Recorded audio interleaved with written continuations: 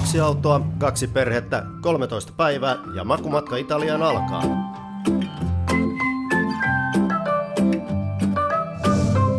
Huomenta. Ollaan nyt päästy ensimmäiseen etappiin, eli yö nukuttiin täällä Anwaldbadissa, mikä tää oli, Salzhassen, niin ensimmäinen yö takana, muutama tunnin yöt vedetty. Täällä sataa vettä kaatamalla, mutta täällä oli autoja ja vaunuja. Tää varsinainen matkaparkki oli täynnä, niin me vedettiin sitten tähän viereen kaverien auto ja meidän auto perällä. Ja nyt tehdään aamukahvi ennen kuin jatketaan matkaa. Meillä on tänään Kolmariin matka. Kello on nyt tuossa 7:45 aamulla. Ja heti saatiin pientä sykennostoa tuossa eilen yöllä tietenkin näiden meidän ensikertalaisten autostahan niin iltapesujen aikaan niin alkoi vedet valumaan ulos ja siinä vähän sykkeet nousi. Petsku, mitkä se oli fiilarit silloin? No ihan hyvät, kun oli asiantuntija paikalla niin nopeasti ja se homma ratkesi silloin. No niin joo, siinä oli kyllä sillä tuuriin matkassa, että katsottiin äkkiä vaan, että löydettiin pakkasvahti, niin sieltä hänen vedet tuli ja äkkiä löydettiin ne sitten ja homma taas jatkuu ja nyt on hyvin nukuttu yö ja tästä mennään eteenpäin. Eilisillan ajo Travemündestä Salzhauseniin toimi hyvänä lämmittelynä tälle päivälle. Edessä oli 740 kilometrin matka Ranskan Eckisheimiin, jonne saavuimme vasta illan suussa auringon jo laskettua. Ollaan vihdoin päästy perille tänne Eckisheimiin. Kolmariin oltiin matkalla, mutta Eckisheimiin päädyttiin. 12 tuntia oli tämän päivän etappi, 700 kilometriä, mutta kun Saksan iloiset tietyöt ja staut, niin kyllähän siinä sitten taas aikaa tuhraantui, mutta pääsijät ollaan perillä, väsyneenä, mutta onnellisena. Käytiin tuossa Kolmarissa pyörähtämässä ja sitten se paikka, missä me ei piti mennä yöpymään, tämä matkaparkki, niin se oli ihan pimeätä, kaikki, ei siellä ollut mitään, niin jatkettiin sitten matkaa tähän Eckisheimiin 7 kilometriä. Tämä on tuttu paikka ja täällä on ihan uusi upea matkaparkki. Yllätys oli se, että on ihan täynnä autoja. Mutta ei siinä mitään tästä käveltiin syömään tuohon keskustaan yhteen ravintolaan, otettiin vähän tarte flambeeta ja alkuruoksi etanoita ja oikein herkullista oli ja tietenkin paikallisia viinejä maisteltiin. Nyt tässä ehkä tämmöinen lasillinen viiniä ennen nukkumaan menoa ja tämä päivä on oikeastaan taputeltu. Huomenna meillä matka jatkuu niin, että aamulla käydään tuossa vähän viinimaistelussa, ostetaan pikkasen viiniä matkaa mukaan ja sitten me lähdetään Lago Maggioreen.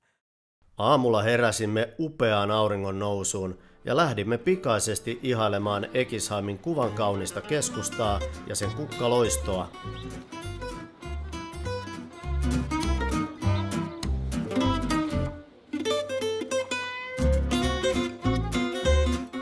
Alsaasen viinialueella kun ollaan, niin makumatkailijat löytävät itsensä nopeasti paikallisesta viinikaviosta. Ensimmäiset viinit ollaan täältä Alsaasesta nyt Eckisheimista ostettu. Tuli pari laatikkoa ostettua nyt. Laatikko Rieslingia ja laatikko Gewürztramineria. No niin, ekat viinit on tässä ja kerran autolla ja sitten haetaan lisää.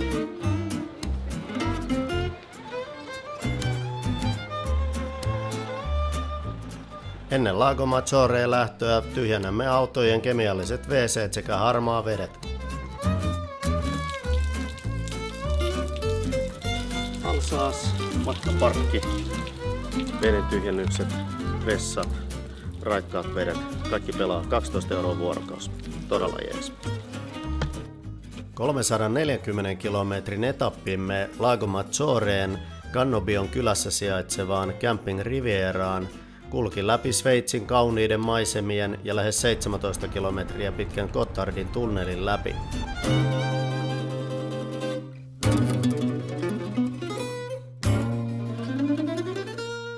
Aikaa matkaan ilman taukoja ja viivästyksiä kului noin 5 tuntia. Karvakeittiö on saapunut tänne Italiaan Lago Maggioren rannalle Camping Rivieraan. Aamulla lähdettiin sieltä Eckisheimista Ranskasta tänne ja ajettiin tuosta Sveitsin läpi. Huikeeta vuorimaisemaa ja alpit siellä ja tietenkin sitten Gotthardin tunnelin läpi mentiin.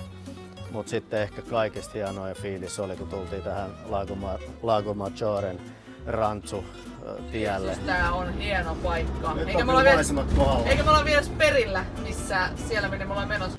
Kapeeta tietä, välillä piti jarruttaa ja pysäyttää autoa, että vastaan tuli ja mahtui, kun pelkäs, että lähtee peilit kävelemään, kallio reunat ja viisti vaan autoa.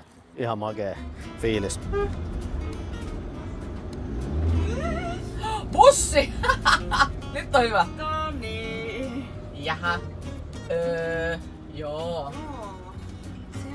Hyvin sattu tää levennys just tähän kohtaan. Nyt me ollaan tässä camping-alueella. Tultiin sen verran myöhään, että me ei nyt keretty tuohon enää paikallisia viinejä ostamaan tälle illalle, mutta ei se mitään, kun meillä on ruokakin vähän tämmönen ranskalaisempi enempi, että meillä grillataan tuossa vähän ankarintaa ja sitten meillä on vähän raakamakkaroita, tehdään mozzarella ja fetasalaatteja ja tämän tyyppisiä juttuja siihen sekaan.